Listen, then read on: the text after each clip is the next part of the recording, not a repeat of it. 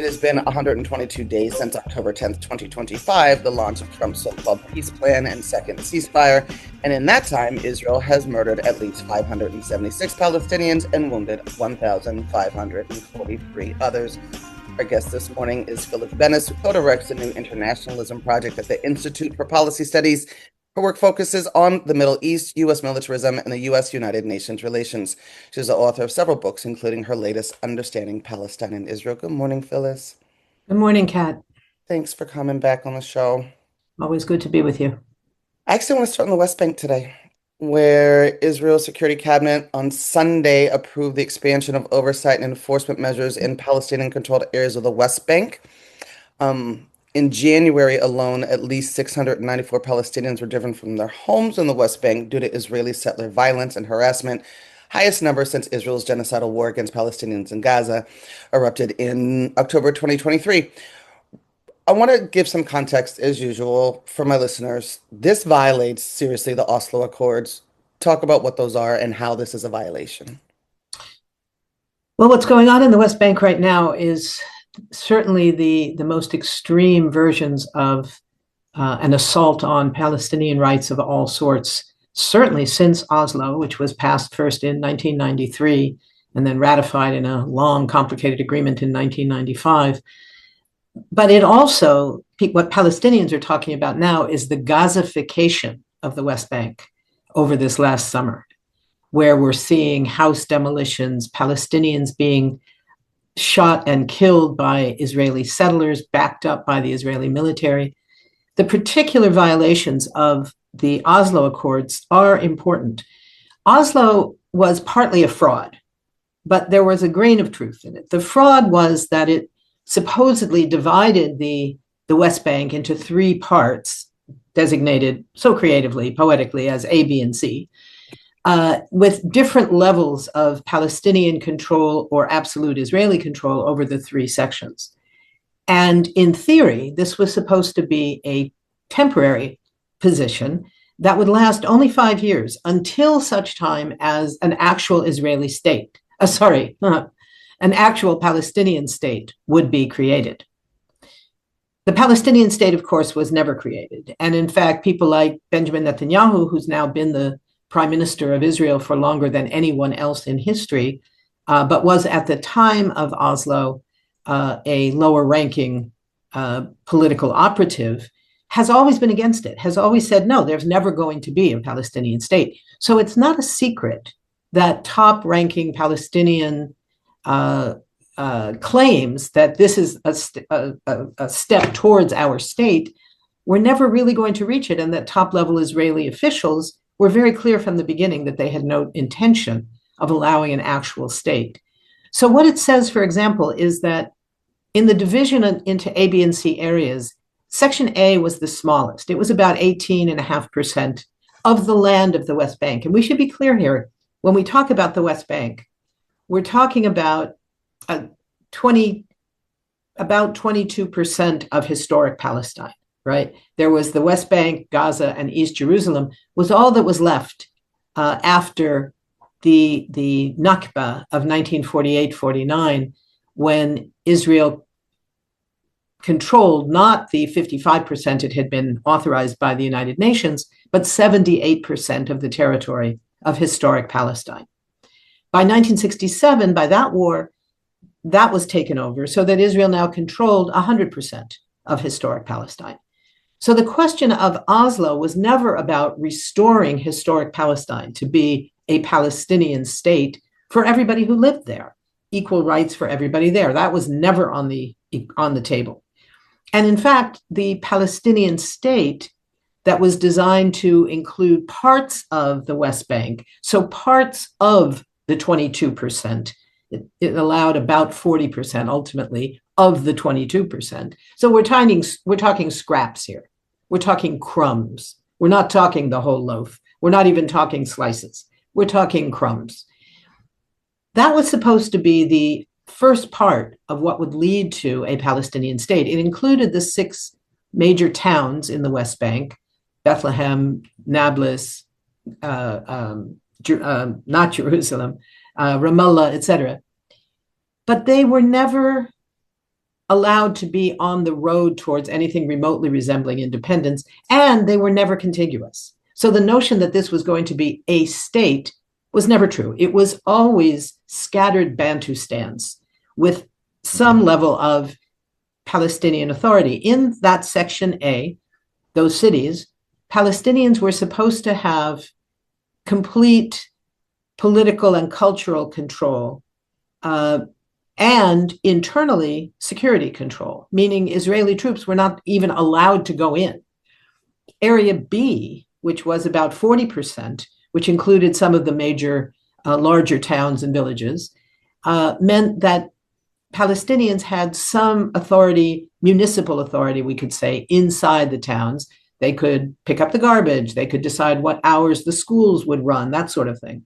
But security control remained with Israel. Israel had the right to enter those towns and arrest anybody they wanted, anytime they wanted.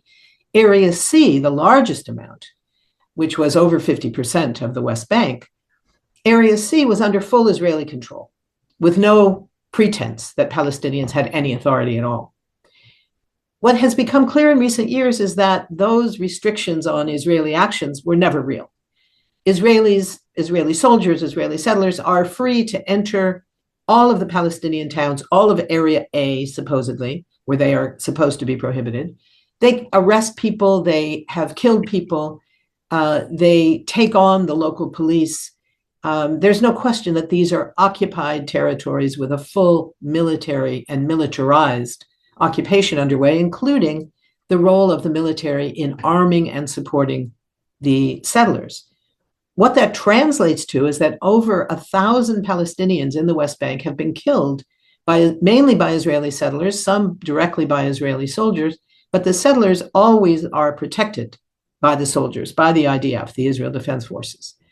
And in that context, you have the absolute absence of anything remotely resembling a path towards Palestinian statehood. So the violation of Oslo that you speak of, Kat, is very much in the specific language of the original documents of Oslo from 3 decades ago, from 1995, 1993, that this was supposed to be territory that belonged to the Palestinians and were moving towards full independence and a Palestinian state. No one even claims anymore that is what is underway. The new law that's now being debated, that was just passed yesterday, as you mentioned, by the Security Cabinet, now it will go to a vote in the Knesset as a whole, the parliament as a whole, and no doubt it will pass, makes it easier for settlers to buy land, meaning to steal land. It makes it easier to displace Palestinians. What we are seeing here is what ethnic cleansing looks like in the 21st century.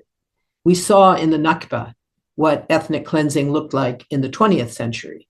Now we are seeing it brought up to speed in the modern world.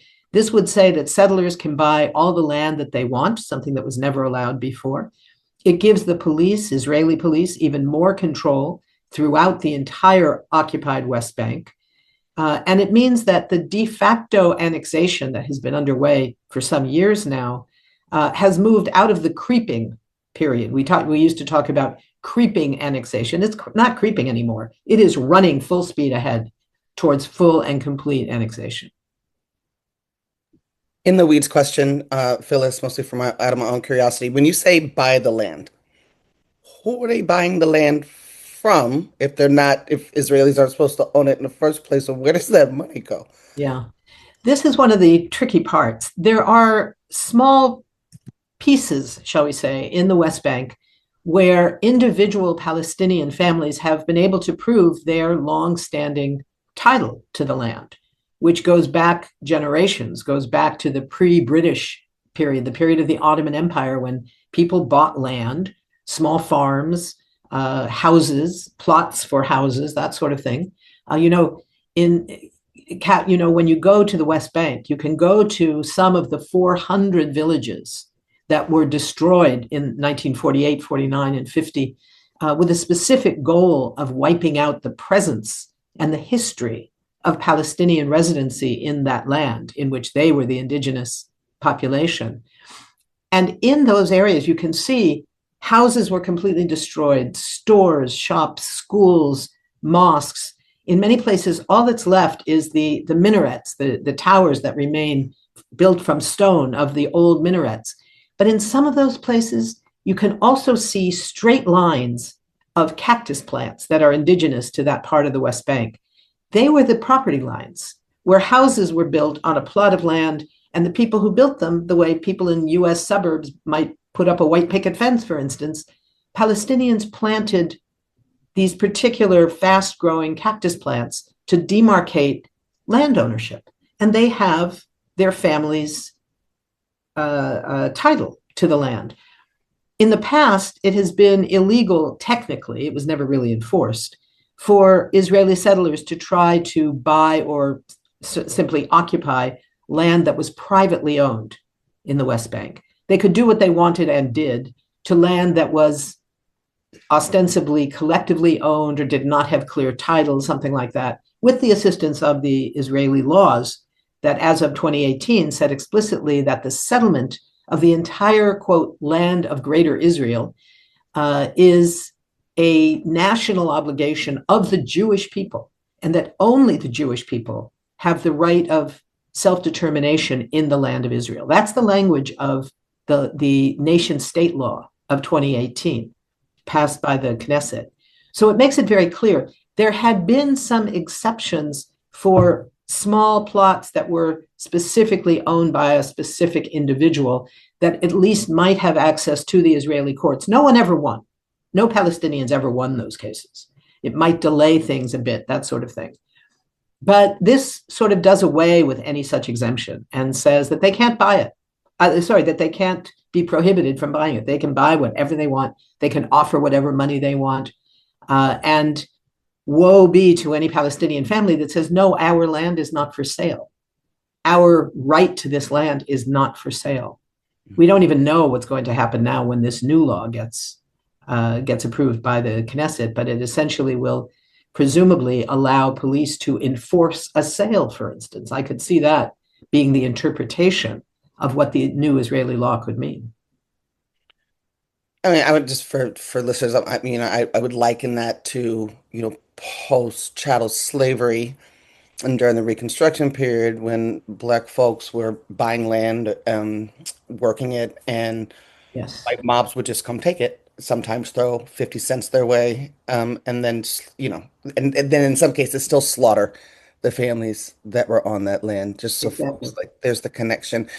Um, the ruling also announced, Phyllis Bennis, that it would annex certain archaeological sites and remove Rachel's tomb, which is in Bethlehem, to an Israeli administration.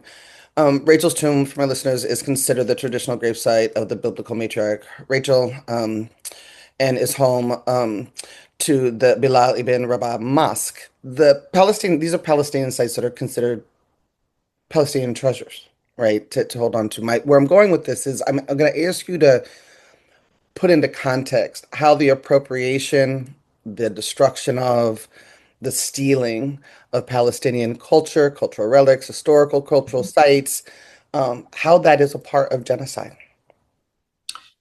Yeah, thanks for that, Kat. That's a very important connection that's not made often enough, I would say. You know, the question of erasure is a term that Palestinians are using more and more these days. We're seeing it dramatically in Gaza. The Jared Kushner plan, this grandiose plan of a $25 billion Riviera on the Mediterranean to be built with these bizarre, high, twisted towers, and a new Rafah, they're talking about as the first city in the new Gaza, cities that would be built only in areas under full Israeli control, where either Hamas has been fully disarmed or the Israeli military, or there are no Palestinians that have they've all been expelled, as is currently the case in half of Gaza. The new building will only start to be done in areas under full Israeli control where there are no Palestinians. And the notion of what's supposed to happen to 2 million Palestinians is not answered and is not asked. So this notion of erasure, which in the West Bank takes the form of the attacks on Palestinian cultural sites, Another example, you speak of Rachel's tomb, another example in Bethlehem, where the city for many, many decades has survived largely on tourism. It's a very important Christian city, of course, especially around Christmas, but not only, all year long. And the plaza, which includes the tomb that is thought to be Jesus's tomb, is seen as a central piece of what brings tourists to Bethlehem and supports the economy. It's surrounded by small shops selling souvenirs, selling pieces of olive wood, carved olive wood from the area, small bottles of water from the local springs, things that have a great deal of meaning to Christians all over the world. After Oslo, when you had the beginnings of the separation, going back to the pre-67 era of the West Bank being separated from Gaza, before Oslo, it was easy to drive around between the West Bank and Israel. There were no checkpoints. There was occasionally a soldier checking cars, but rarely. And there were certainly no restrictions. Then all of a sudden, there were new restrictions. And suddenly tourism in Bethlehem was destroyed. And instead, tourists were routed through Israeli tourism agencies to take Israeli tour buses to the tourist area of Bethlehem. The bus would stop on the road to Bethlehem, between Jerusalem and Bethlehem. There was a stop on the road that had 3 or 4 small souvenir shops run by Israelis, profiting Israelis, where people could stop and they would be told by the guides, here's your chance, you can buy olive wood, you can buy this and that. And people would get out and take advantage of that. They would buy their souvenirs, get back in the bus, get up to the plaza of Bethlehem and see the sights there, and get right back on the bus and go back to Jerusalem, spending not 1 cent while they were in Palestinian territory. So that's the kind of creativity, if you will, that we have seen in how Israeli occupation and ultimately apartheid erased the presence and continues to erase the presence of Palestinians. That means the attacks in Gaza, for instance, all 18 of the Palestinian universities were bombed to smithereens. Nothing remains of them. The churches, the 3 major Christian churches, one of which is one of the oldest Christian churches in the world, they were all bombed. 1 was destroyed, 2 have remained, but they are seriously damaged. Many Palestinian Christians were driven out of Gaza by the bombing. Some were able to leave more quickly at the beginning of the genocide. But those who remained are largely taking shelter to this day in one of the Christian churches. I believe it's the Catholic Church in Gaza. So you see this attack on Palestinian culture going after the schools, the UNRWA schools, that despite the limitations on them, remember, this is a population of refugees. The population of Gaza, when the genocide began, was already 80% refugees from what had become southern Israel. Despite that, the level of education, specifically of basic reading skills, basic literacy, in Palestine, in the West Bank, Gaza, and East Jerusalem, because of the UNRWA schools, was the highest in the entire Arab world. It ranged in the high 90%, which is very rare, including for girls and women, particularly rare. And yet, the schools were bombed, and then what was left of them became shelters when people's homes were destroyed. So the schools could no longer function as schools. So the attack on education was another component of this erasure of Palestinian culture as part of the inability of the group, the identified group, in the words of the Genocide Convention, the group being the Palestinians of Gaza, their ability to survive as a group was being destroyed by that, is still being destroyed by that. You don't have to kill anybody to be guilty of genocide.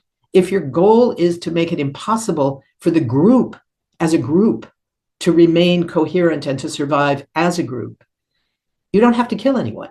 You can simply make it impossible for them to maintain their culture, their world, their education, to bring up their children. If you do all of that, you are guilty of genocide, even if no person dies. So when you combine that to killing 72,000 people over the course of 2 years, to injuring tens of thousands more, this is clearly a genocide, and that's what it looks like. You always spark things in my brain, which is part of why I love talking to you. So I'm going to digress again. Um, because you were talking about Christian sites, right? So I brought up Rachel's tomb, Jesus's grave. You and I have talked before, and you've tried to help my brain get wrapped around Christian Zionism, which sort of makes my head explode. Yeah. As you were talking, though, I was also sitting with, and I know the history of what men have done with Christ's legacy is incredibly violent, and the silence from the Christian community about all of this violence happening, all of this bloodshed on holy land is deafening. Yes, and I would say at the global level, not entirely. In the US, unfortunately, much more. But there are organizations, Christians, US Christians for Palestine, Friends of the Sabeel Center. Sabeel is a liberation theology center in Jerusalem that had been created by the Reverend Naim Atik, who created a religious framework of liberation based on the liberation theology of Latin America for Palestinians, which is now supported by large numbers of people around the US, Canada, Australia, parts of Europe, a number of other places. At the governmental level, we hear nothing. We hear a great deal in the US about anti-Christian this and that. And when you raise the question of what about the attacks on Palestinian Christians, there is most often silence, a refusal to engage, or there is the lie perpetuated that, oh, yes, the poor Palestinian Christians that are so oppressed by the Muslim Palestinians. Instead of saying the Palestinian Christians are oppressed by the Israeli occupation, the Israeli apartheid, the Israeli genocide. There have been extraordinary Palestinian Christian leaders, including the minister of the Christmas church in Bethlehem, who created the notion of Christ in the rubble, and in fact wrote a book with that title, but also this year, last year, and the year before, for the Christmas commemoration. It was no longer a celebration, but for that commemoration at Christmas time in Bethlehem, created a creche of the Christ child in a destroyed building,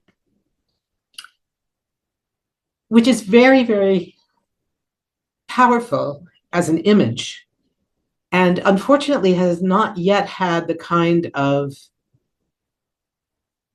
responsibility, obligation, accountability, any of those things that we would expect from Christian leaders.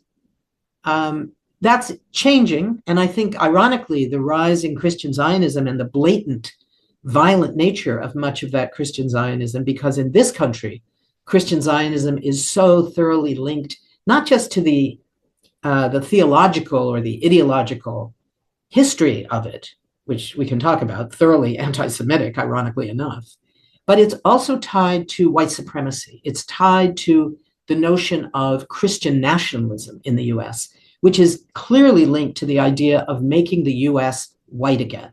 That's the real notion, in my view, of MAGA, make America white again.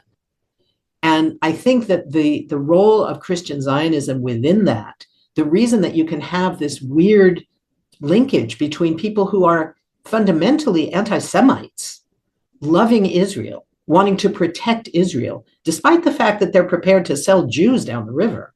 It's not about Jews. It's about this notion of linking Christian Zionism with Christian nationalism in the United States. And that, I think, is a very dangerous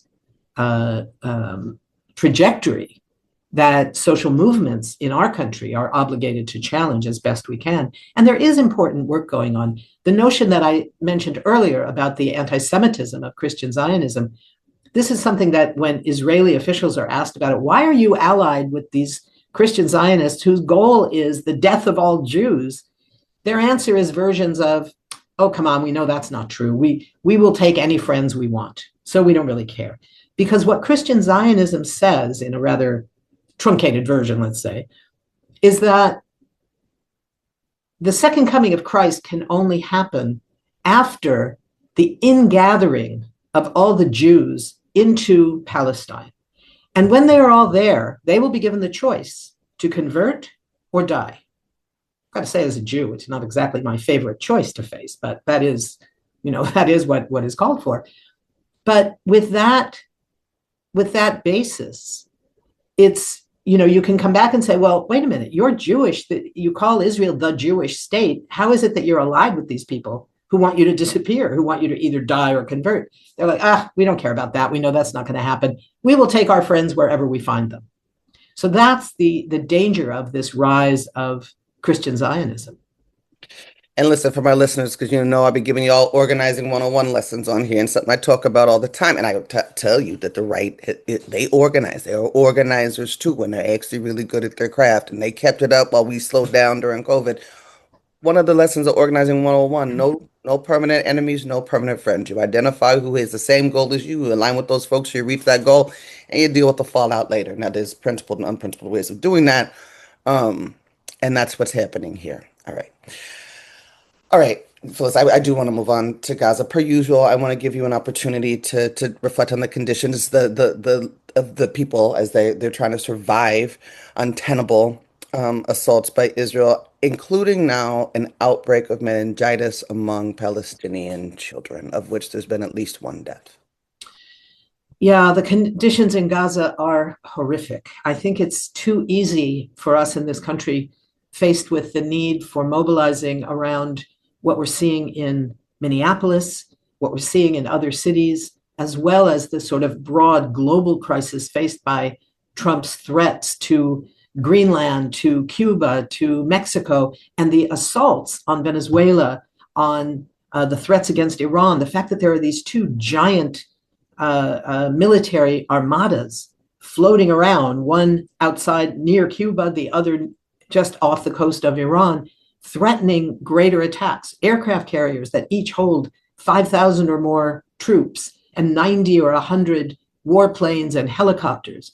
This is an incredibly threatening, dangerous move. All of these moves are completely illegal under international law, mainly the UN Charter, whose first goal is to stop the scourge of war and says that no country can attack or threaten another country. And if having that kind of an armada is not considered a threat, I don't know what is. So we need to start with that understanding. So it's understandable that we've gotten ourselves into a position where we're not talking about genocide in Gaza every day. And we're also hearing that there's a ceasefire in Gaza. It's fragile. That seems to be the favored word of the mainstream press. The fragile ceasefire is still holding, but it's fragile. It's not fragile. It doesn't exist. There is no ceasefire in Gaza.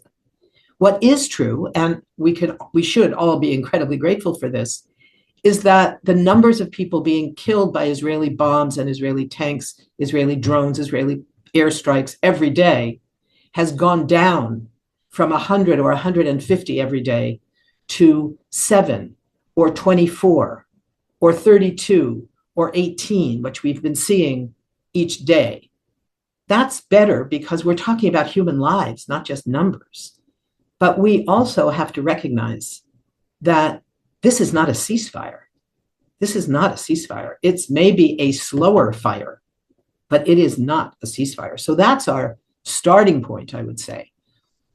What we're seeing now, the World Bank recently came out with a new estimate that they were looking back from 2024, from the end of 2024. So essentially after the first year of the genocide, that the damage only to critical infrastructure, meaning the electrical generating plants, the water treatment plants, sewage treatment plants, which the destruction of which is now causing enormous, dangerous outbreaks of disease, that's $18 billion right there. Nobody's pledging $18 billion to rebuild that in Gaza.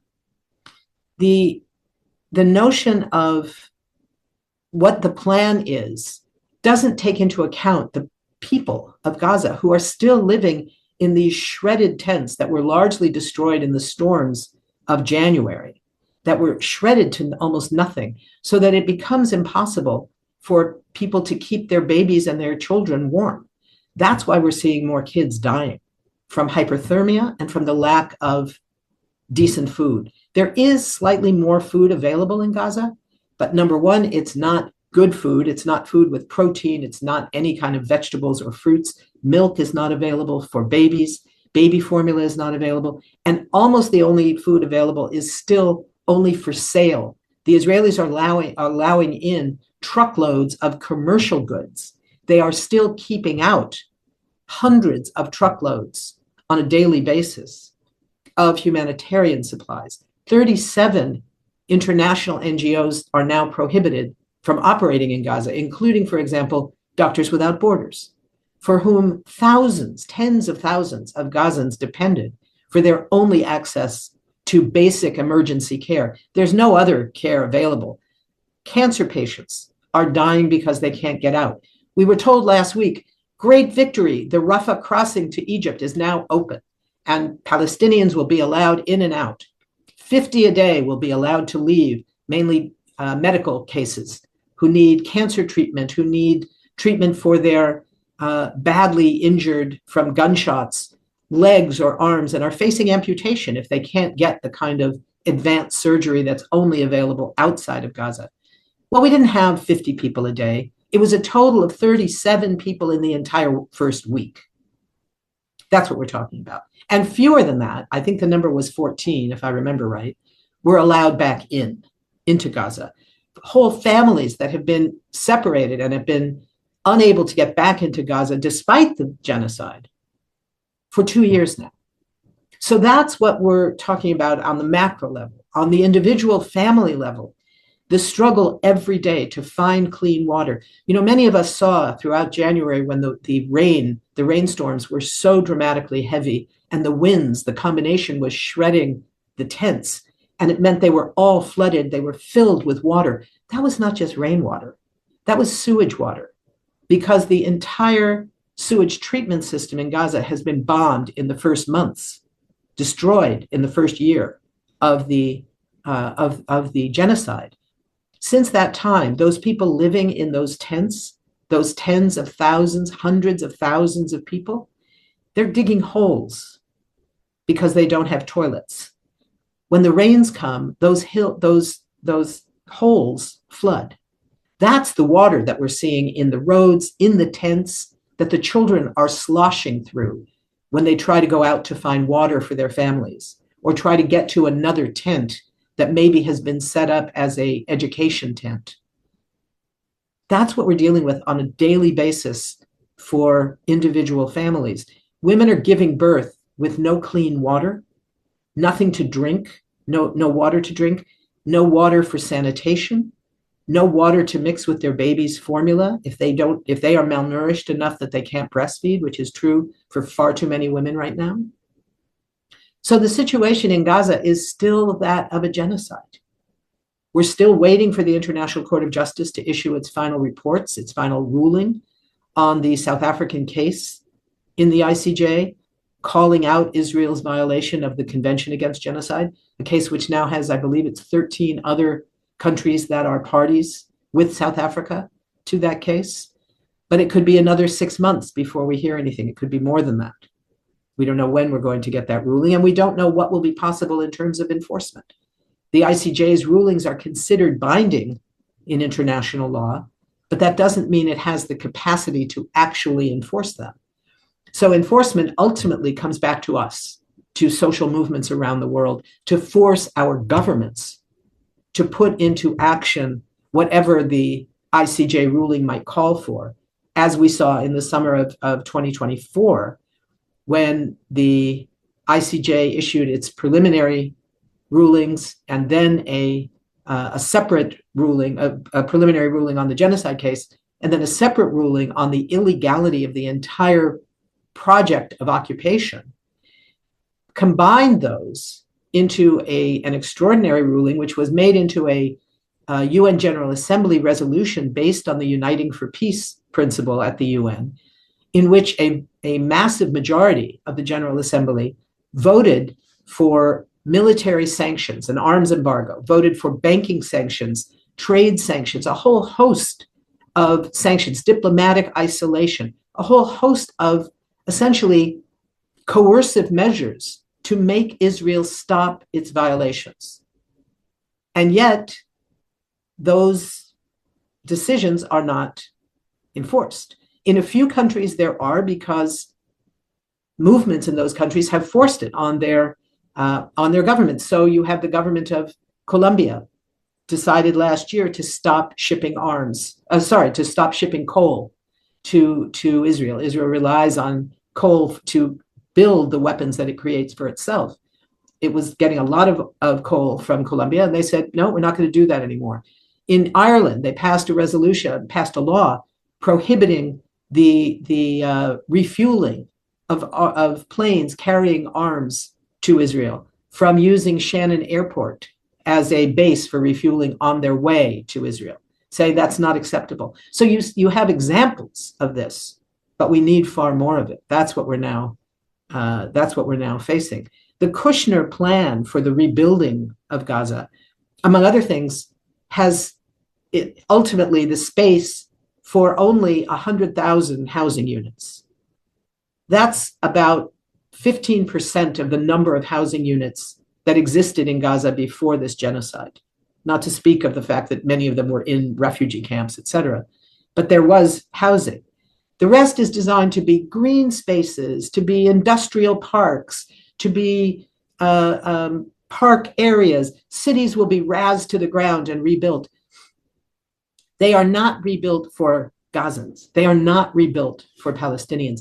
The coast, the beautiful coastline of Gaza, the one respite for Gazans to get out of these incredibly crowded, fetid refugee camps, was to go to the beach, the public beaches. There will be no public beaches in this model that Kushner has put forward.